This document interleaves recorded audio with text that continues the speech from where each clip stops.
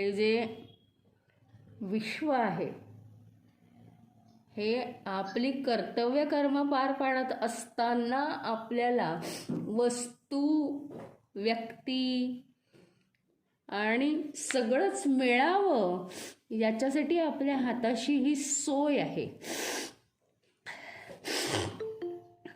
अनेक वेळा एक उदाहरण दिलेलं आहे मी की आपण एखाद्या फंक्शनला जातो, एखाद्या कार्यालयात जातो, एखाद्या गेस्ट म्हणून जातो लोकांकडे, तर तुमचं स्वागत म्हणून जागोजागी तुमची तैनात ठेवली जाते. सगळं वस्तू असतात, जागोजागी वस्तू असतात की हां इथे हात घातला तुम्हाला हे मिळेल, कंगवा मिळेल, साबण मिळतील, अमकं मिळेल, सोय असते केलेली. तर यातलं तुम्ही जेव्हा 15 दिवसांनी घरी येता हे आपलंच समजून तुम्ही इथं घरी आणता का? नाही. अत्यंत महत्वाची गोष्ट आहे ही. आपल्याला काय वाटतं? माईक कोणाचं चालू आहे? आपल्याला असं वाटतं की हे सगळं आपलंच.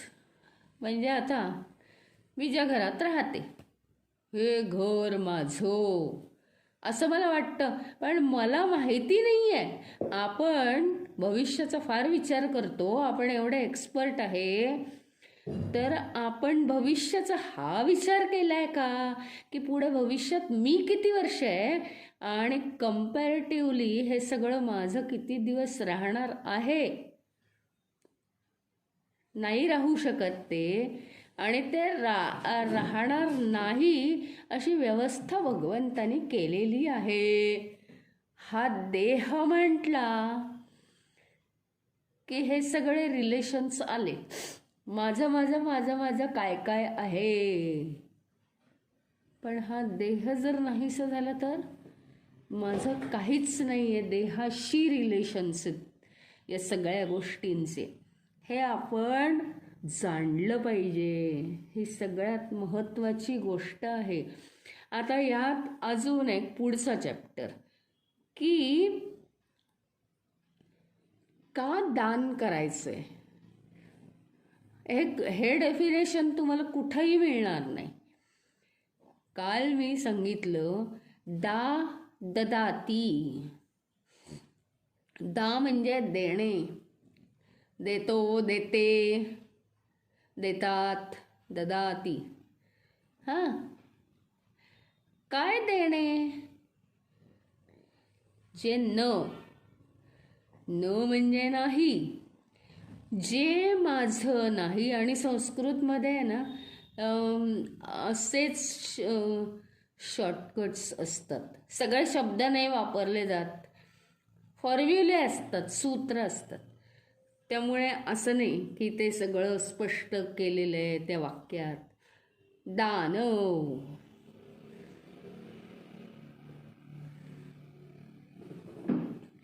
देणे जे आपले नाहीत ते. याचा अर्थ काय? आपलं नाही याची डेफिनेशन कशी बनवायची? काय आपलं नाही? तुम्ही असं कसं म्हणता की हे माझं नाही? माझं आहे ते.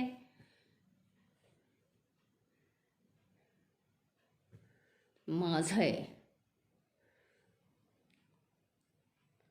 हे जे आपण म्हणतो, तर हीच एक खरी गंमत आहे. जे माझं नाही ह्याचा अर्थ बघा, काही गोष्टी ज्या आहेत त्या मी आहे तोपर्यंत मला लागणार आहेत. उदाहरणार्थ हे घर, मी आहे तोपर्यंत मला घर नाही का लागणार. काही गोष्टी जास्तीच्या आहेत, जादाच्या आहेत. म्हणजे काय जादाच आहे की चला हे वापरलं.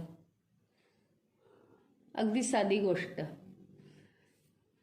की आपण स्वयंपाक करतो, दुसऱ्या दिवशी उरलं. दुसऱ्या दिवशी लगेच काही ते खराब होत नाही, पण जे नाही आहे माझं ते दुसऱ्याला, ज्याला गरज आहे त्याला दिलं. त्याच्यानंतर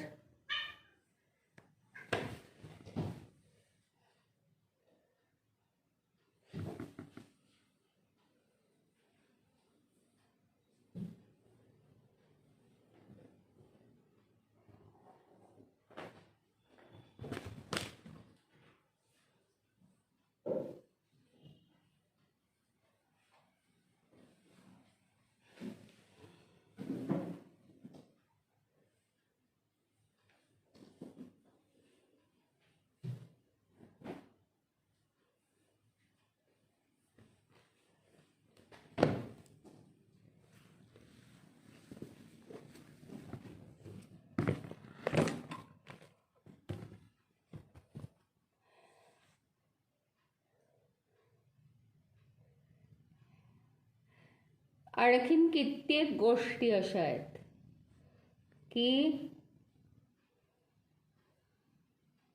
जे झालं त्याचं काम संपलंय आपलं.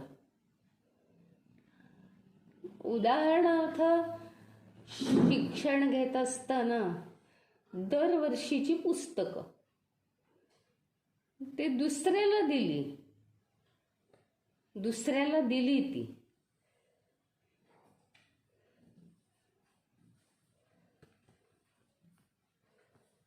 कारण आपलं झालं वापरून.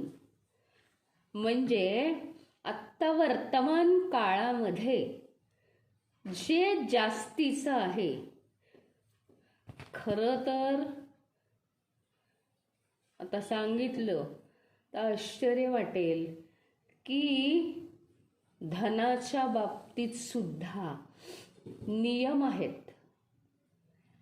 ॲव्हरेज इन्कमच्या वर इन्कम असेल तुमचं तर त्यातला 10% भाग हा दानाला गेलाच पाहिजे.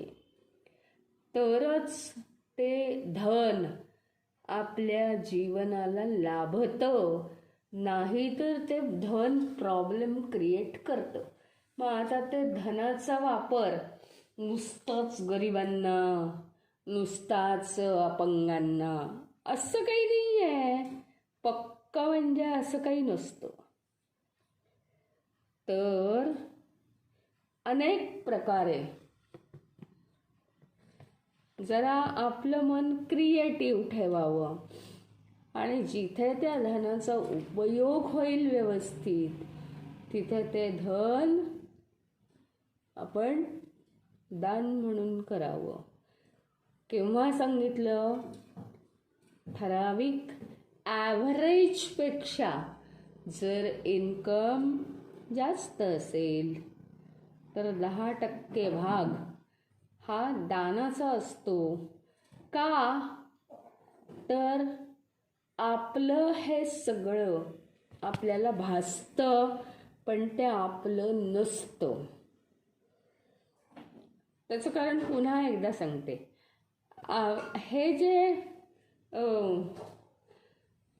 जीवन आहे, हे जे विश्व आहे आपल्या आजूबाजूला, आपण जगत असताना, कर्तव्य कर्म करताना आपल्या ज्या गरजा आहेत, आपल्याला जे जे लागतं ते या विश्वातूनच मिळतं. आता विश्वातून मिळतं, मग आपल्याला सुद्धा नको असलेलं सगळं आपण विश्वात सोडायला शिकलं पाहिजे. कारण इतरांना ते मिळणार कसं? इतरांना ते कसं मिळणार? फक्त स्वतःचा विचार करायचा नाही.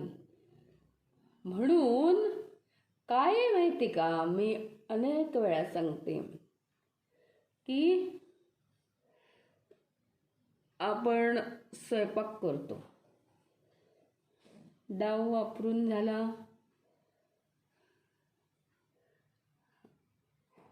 फळीवर. वाटी वापरून झाली, फळीवर. सगळं स्वच्छ करून शेल्फवर जातं. हो ना, त्यातलं काहीच उशाशी घेत नाही आपण. त्याप्रमाणे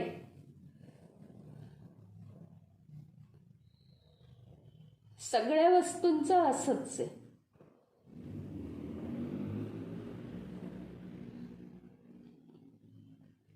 फक्त काय आहे माहिती का, की आपलं लक्ष नसतं. आता एक एक गोष्ट ज्यावेळी आपण वापरतो आहोत त्यावेळी त्याचा वापर संपल्यावरती घरात उगीच पडून राहते आणि ती समष्टीची संपत्ती आहे. जणू काही तुम्ही समष्टीची संपत्ती ठेवली आहे, हा गुन्हा केला आहे, म्हणून तुमचं जीवन हे सुख लाभू देत नाही तुम्हाला. अतिशय गहन शास्त्र आहे. मनाला वाटेल तसं वागता येत नाही. आपण जीवन जगत असताना या समष्टीतल्या सर्व वस्तूंचा आपण फायदा घेतो आणि आपलं जीवन जेव्हा आपण परिपूर्ण करतो त्यावेळी आपल्या जवळ असलेल्या वस्तूंमध्ये जे आता आपलं नाही, म्हणजेच आता आपल्याला नको, ते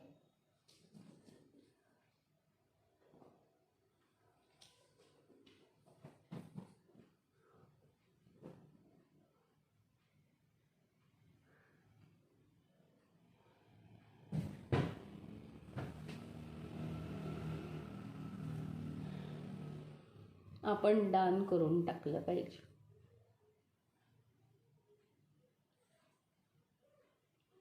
आणि समष्टीतले अनेक लोक त्यांच्या त्यांच्या गरजेनुसार ते वापरतात. आता कोण काय वापरतो, तुम्ही काय दिलं, हा प्रश्न नाहीये इथे. हा प्रश्न नाहीये. म्हणूनच आपल्याला वाटतं की पैशाचं दान केलंच पाहिजे का कंपल्सरी, आणि असं. पण हे नियम आहेत. आता ते नियम आहेत, पाळायचे की नाही ते आपल्या हातात आहे. विश्वास ठेवायचा की नाही, श्रद्धा ठेवायची की नाही, हे आपल्या हातात आहे. पण बेसिकली जसं यज्ञ तपदान 3 मुख्य गोष्टी सांगितल्या आहेत, तर हे आपल्या जीवनाचे महत्त्वाचे चॅप्टर्स आहेत. यज्ञ, संपूर्ण जीवनाचा यज्ञ मांडायचा आहे.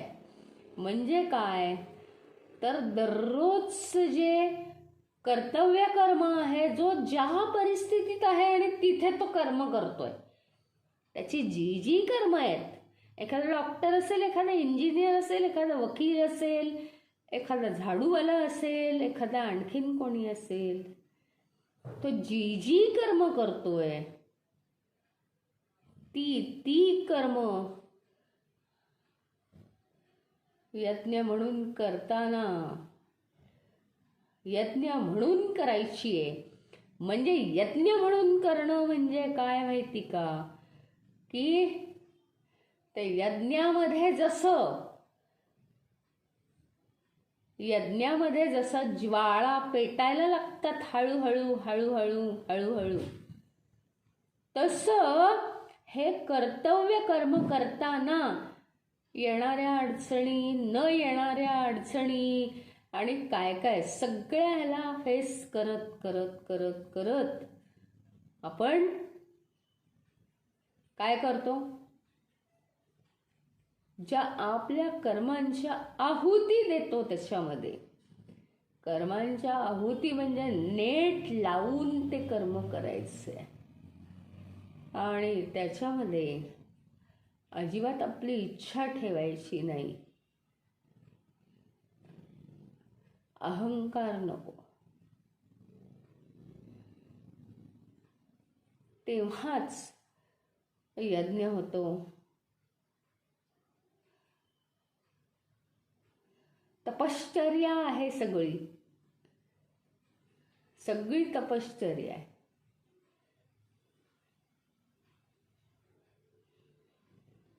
तप आहे तप.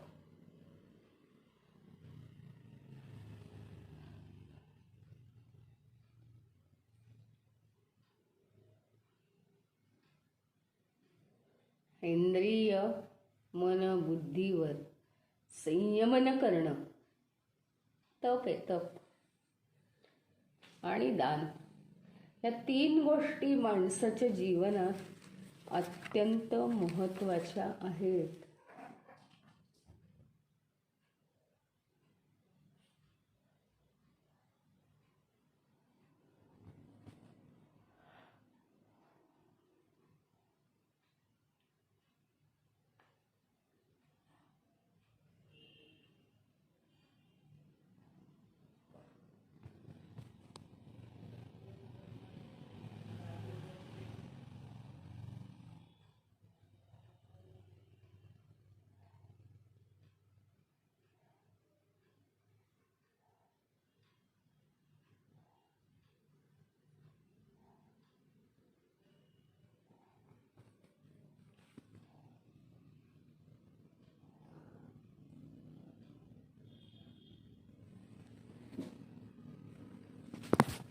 आता हे केलं तर काय होतं?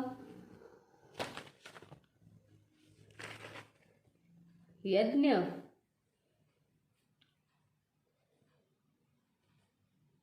तप आणि दान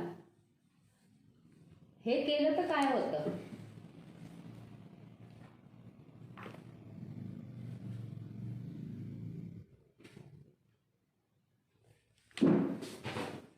का करायचं ते?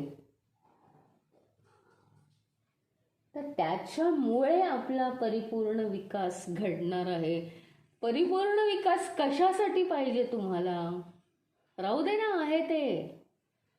तो जोपर्यंत परिपूर्ण विकास होत नाही, आम्हाला जो प्रश्न पडलाय, आम्ही एवढे प्रयत्न करतो का नाही आम्हाला पूर्ण आनंद मिळत? सारखी सुखदुःख एवढं सगळं करून मग काय अर्थच नाही त्या परमेश्वरामध्ये, असं म्हणाल तुम्ही. आणि म्हणून आपल्याला यज्ञ तप दान करायचंय.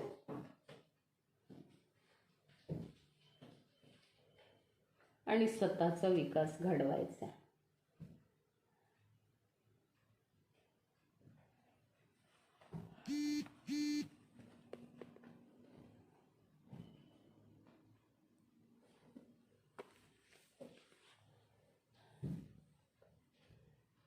पुढे 8व्या श्लोकामध्ये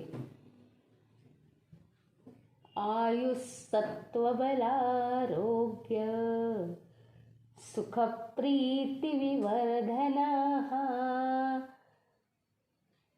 रस्या स्निग्धाः स्थिरा रुद्या आहाराः सात्विकः प्रियाः. आयुस्सत्त्वबलारोग्य,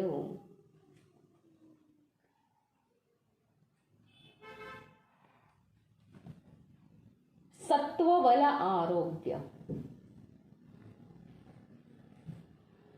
शुद्धी,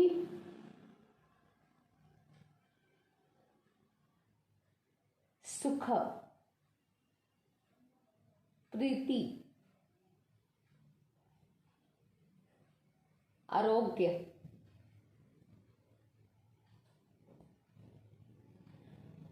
यांना काय वाढवतं?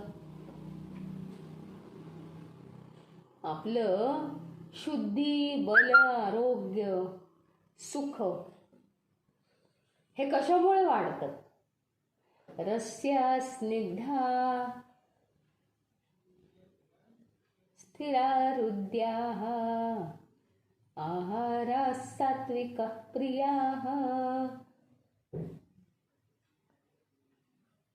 रसयुक्त स्निग्ध म्हणजे तेलकट तुपकट, कायम टिकणारे, मनाला आवडणारे.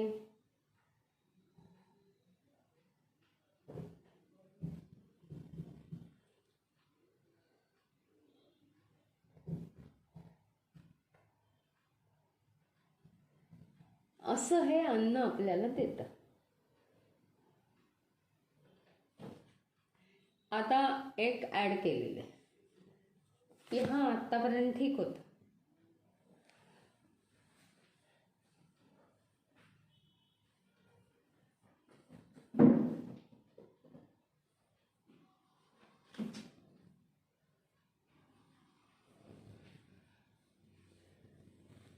यज्ञ तपदान हे ते सगळ्या डिमांड्स केल्या होत्या. पण आणखीन एक इनडायरेक्टली सांगून ठेवलंय की आपण जे खातो ते जे रस आहेत, रस, अन्नाचे रस,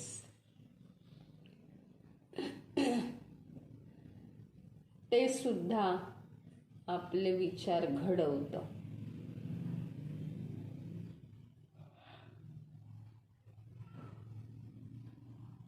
त्याच्याप्रमाणे सात्विक राजस तामस पुन्हा भाव निर्माण होतात.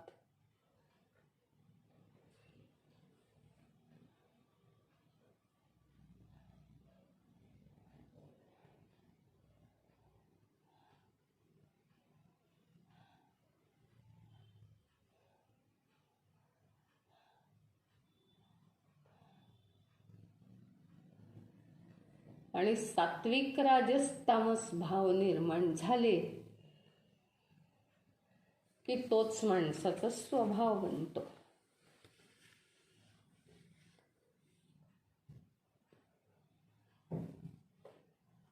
जे अन्न आयुष्य शुद्धी, बर का, जे अन्न आयुष्य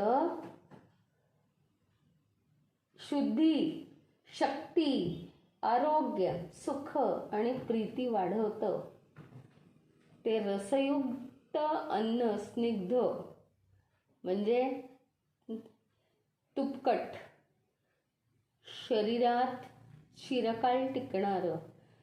तुपकट याचा अर्थ स्नेह वाढवणारं आणि मनाला आवडणारं असतं असं अन्न सात्विक माणसांना आवडतं. सात्विक.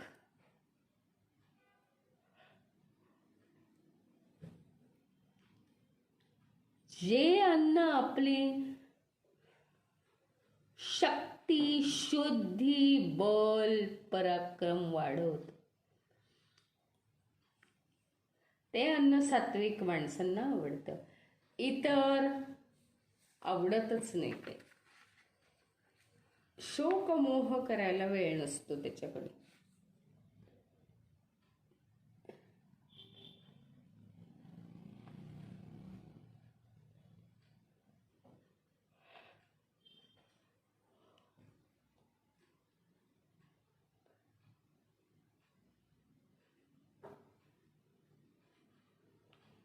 जे अन्न आयुः म्हणजे आपली चेतना शक्ती वाढवतं, नुसती चरबी नाही वाढवत. त्यानंतर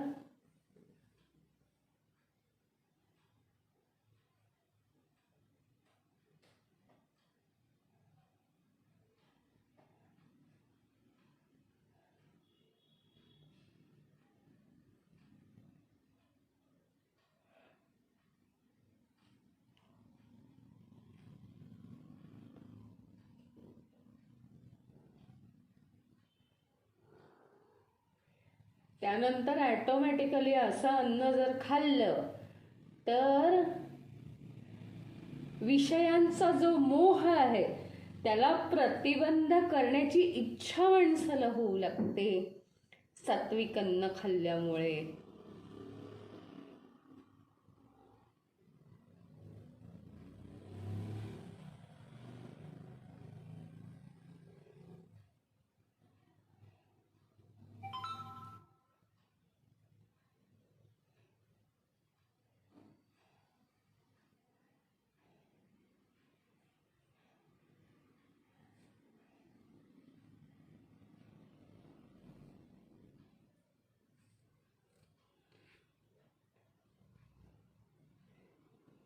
इंद्रियांवर संयमन राहतं, मनावर संयमन राहतं केवळ सात्विक अन्नामुळे.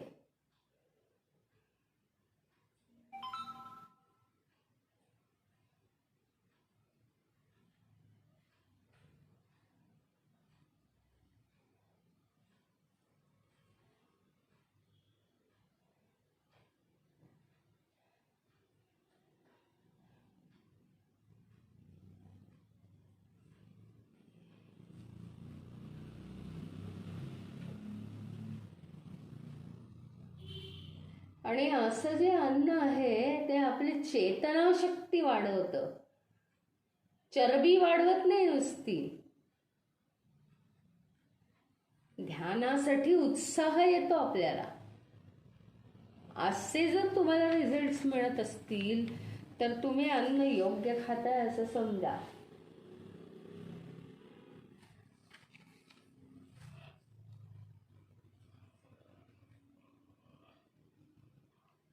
आपल्या साधनेमध्ये व्यत्यय येत नाही.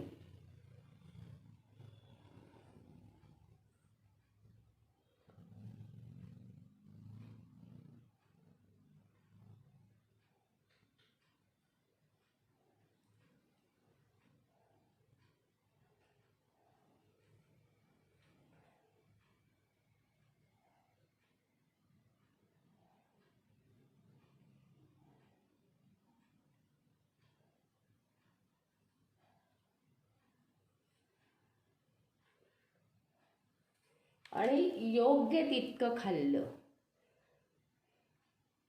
भगवंत सांगतात, मी नाही सांगत आहे, तर ते शरीरात कुजत नाही. हा शब्द माझा नाहीये.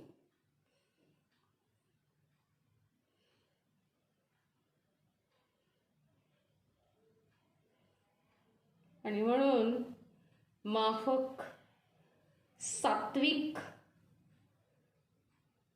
अति तिखट नको.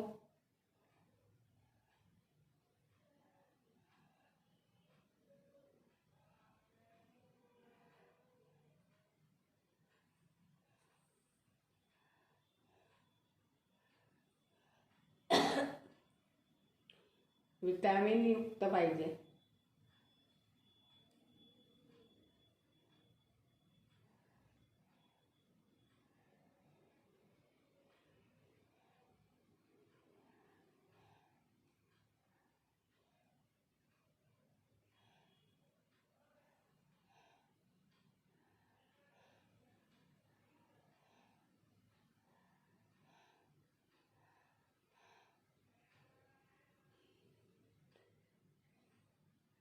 जे अन्न आपल्याला चांगल्यात चांगले रिझल्ट्स देऊ शकतं ते अन्न घ्यायचं आहे.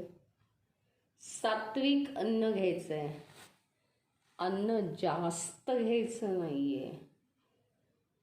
नेहमी पोटाचा 1/4 भाग रिकामा राहील इतकंच अन्न खायचं.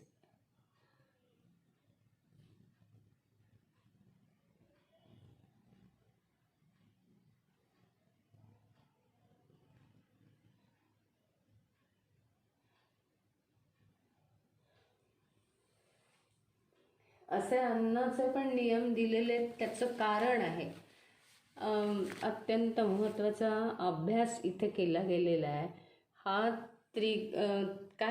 त्रिगुण हा त्रिगुणांचा हा अध्याय असल्यामुळे श्रद्धात्रय विभाग, हे श्रद्धा बसणं इतकं सोपं नाही आहे. तर श्रद्धात्रय कुठून आली? राजसिक, सात्विक, तामसिक. मग हे श्रद्धेचे हे गुण कुठून आले? तर ते काय काय काय काय आहे आत्तापर्यंत तर सांगितलंच समजावून.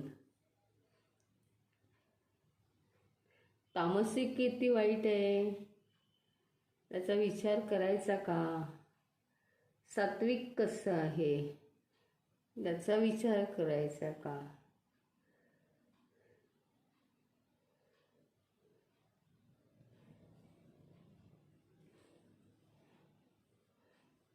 आणि म्हणून आमच्या हातात सगळंच आहे. आम्ही वाटेल ते खाऊ ना, कोणी काय विचारावं असं नाहीच आहे मुळी. भगवंतांनी फक्त तुमच्या हातात दिलंय, पण परत भगवंताचं लक्ष असतंच. काय आहे, लहान मुलाला तयार करायसाठी आई वडील त्याच्या हातात देतात. काय देतात? उदाहरणार्थ चॉकलेटचा डबा देतात की तू आता केलंस अभ्यास सकाळभर, यातनं चॉकलेट खा. त्याचा विवेक असेल तर ठीक आहे, नाहीतर खातो बराबर मोठे मोठे चॉकलेट त्यातले उचलून.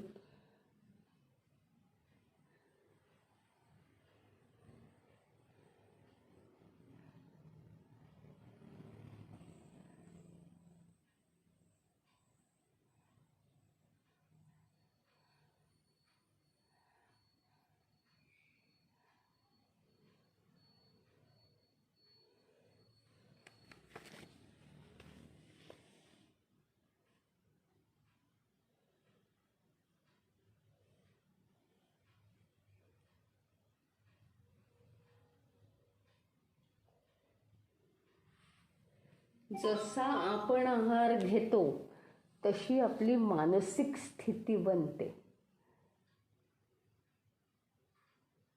आणि वारंवार जर तसा आहार घेतला तर आपला आंतरिक स्वभाव सुद्धा पक्का तसाच बनतो.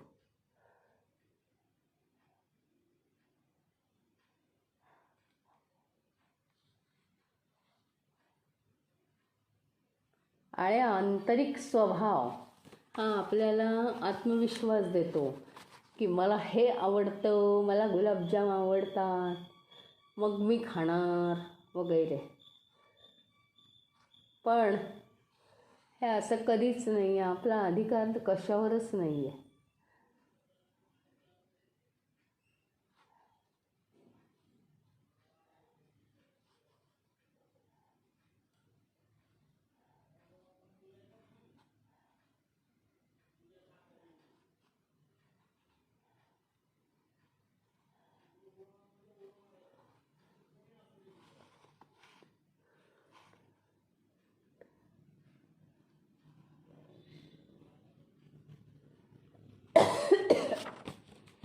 प्रत्येक प्रकारचे जे लोक आहेत ते आपला आहार कसा कसा ठेवतात.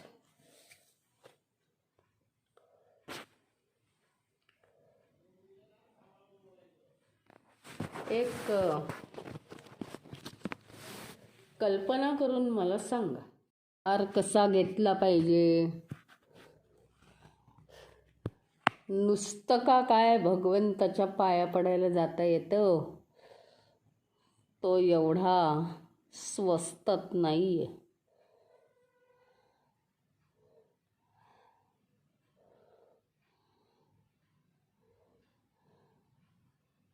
अत्यंत सात्विक आहार पाहिजे.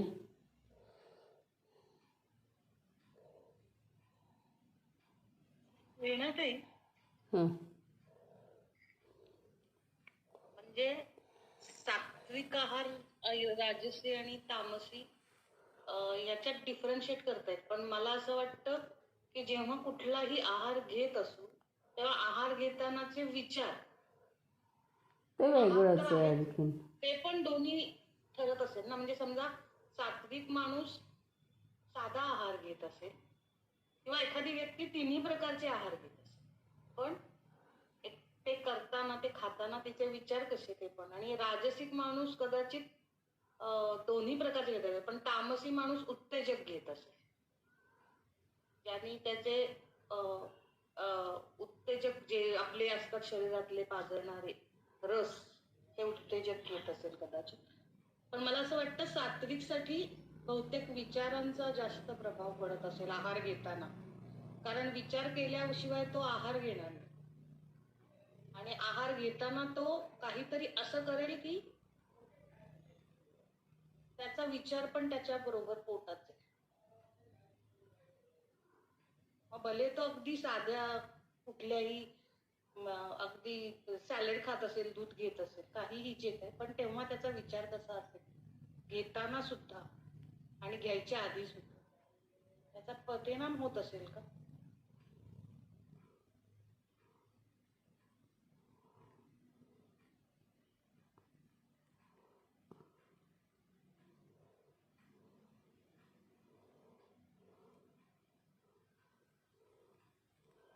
म्हणजे मला असं विचारायचं की यामध्ये फक्त रोजच्या आहाराविषयी या याच्यात सांगितलंय का आहार घेण्याचा विचार आणि आहार घेतानाचा विचार याबद्दल पण सांग.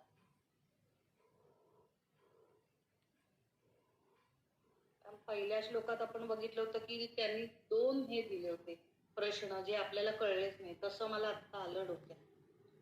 कारण मला स्वतःचा अनुभव आहे असा की माझ्या आईला सवय होती की ती नेहमी काहीही स्वयंपाक करताना, काय करताना ती अशी काहीतरी देवाची गाणी किंवा काहीही जे ज्या ज्या वाराप्रमाणे ती लावायची, त्याचे इतके वेगळे व्हायब्रेशन्स होते की आम्हाला पहिल्यांदा वाटायचं की ती ते तसं करते, पण आमची मानसिकता तेव्हा तशी होती की आम्ही मग शांत असायचो. कितीही कठीण प्रसंग येऊ दे, आम्हाला असं आता ते वाटतं की ते व्हायब्रेशन्स इतके मस्त होते की तेव्हा मन शांत असायचं. काही आयुष्यात उलटापालट झाले तरी आपण स्थिर असतो.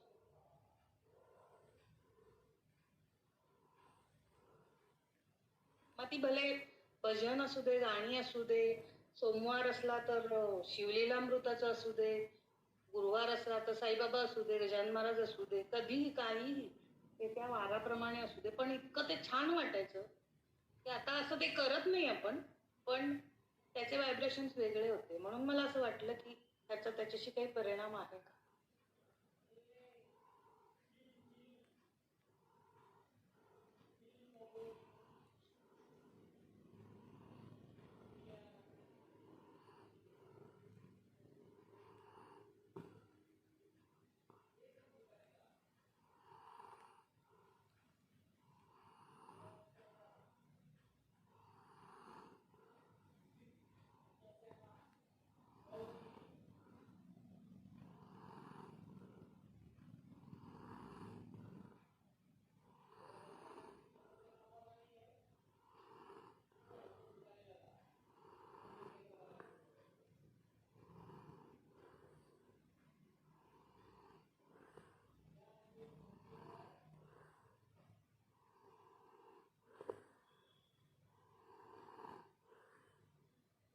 येणं आवाज नाही.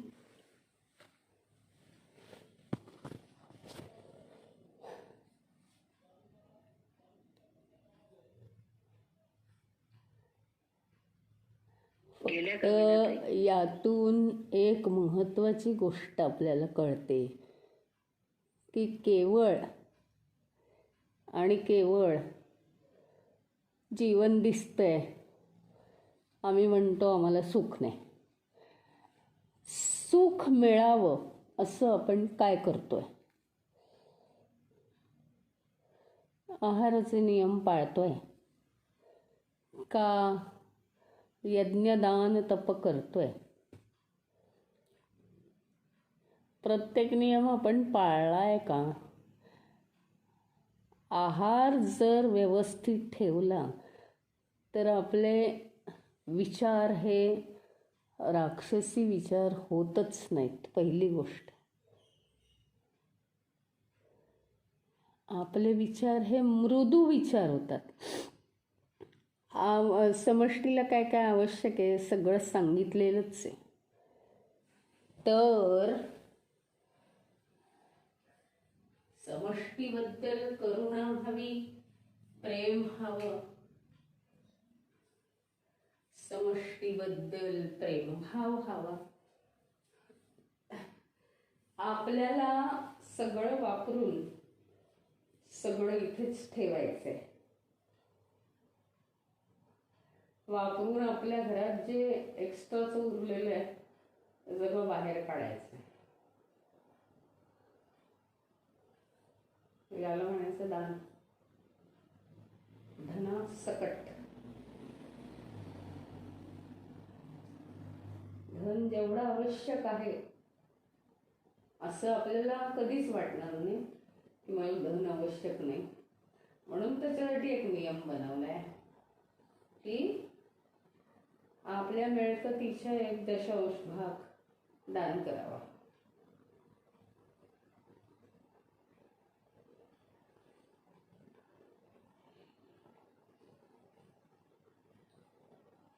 संस्कृतमध्ये संपूर्ण अध्यात्मशास्त्र हे नीतिशास्त्राला जोडलेलं आहे. म्हणजे पूर्वी समाजाचे नियम राजा करायचा ना, त्यावेळी तो राजा ऋषीच असायचा.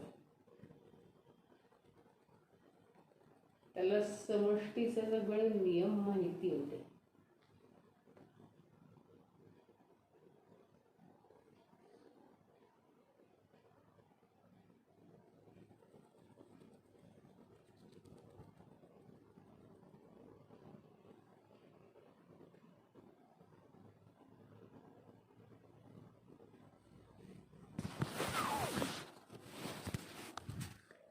त्यामुळे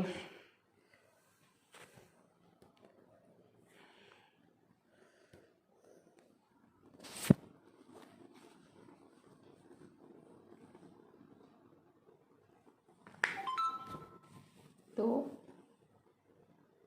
राजा सगळं काही ठरवायचा.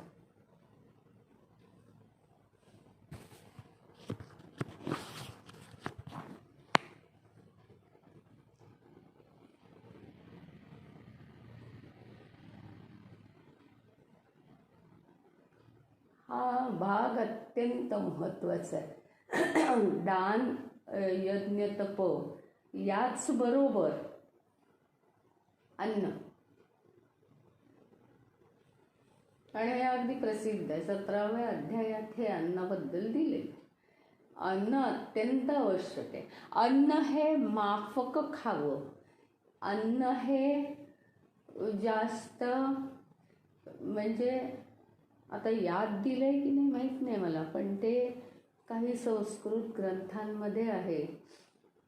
जास्त सुस्ती आणणारं नको, म्हणजे बुद्धीला जडता देणारं नको. कारण चैतन्य आहे ना आपल्या अंगात, ते चैतन्य चेतवलं गेलं पाहिजे त्या अन्नामुळे. ते चैतन्य झोपता कामा नये. कारण अन्नाचा उपयोग काय माहिती का, की उष्णता, बल, आरोग्य, पराक्रम, शौर्य निर्माण करणं हा अन्नाचा उपयोग.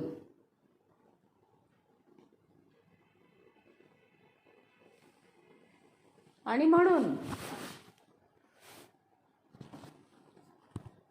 ते अन्न त्याच पद्धतीने खाल्लं गेलं पाहिजे. त्याच्यावर आपण आता पुन्हा एकदा उद्या विचार करू.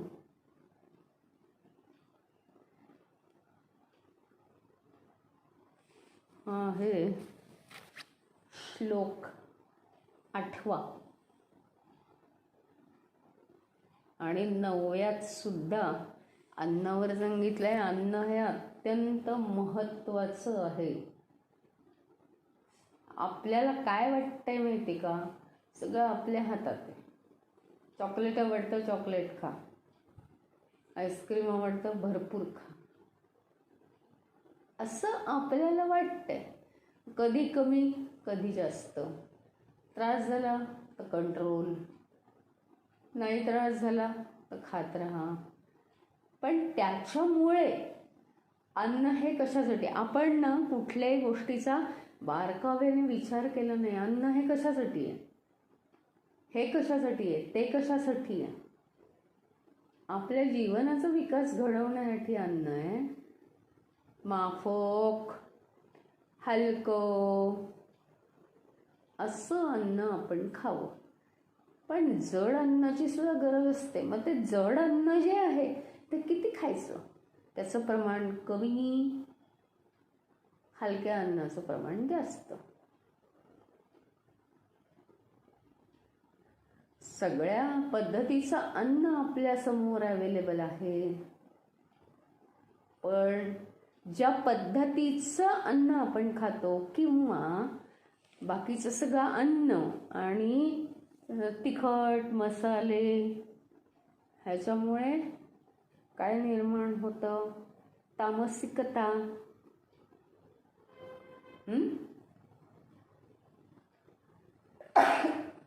जे लोक सहसा मीठ जास्त खातात त्यांना मोह असतो, असं शास्त्राने सिद्ध केलं.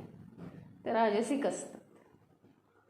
तर आपण आता डिटेल्स याचं उद्या बघू.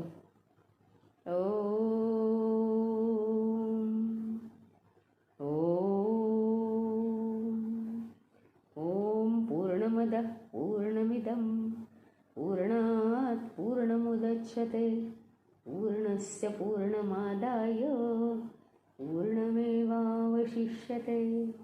ओम शांती शांती शांती. हरि ओम. श्री गुरुभ्यो नमः. हरि ओम. काही विचारायचं असेल तर विचारा, नाही तर हरि ओम म्हणा. हरि ओम. हरि ओम.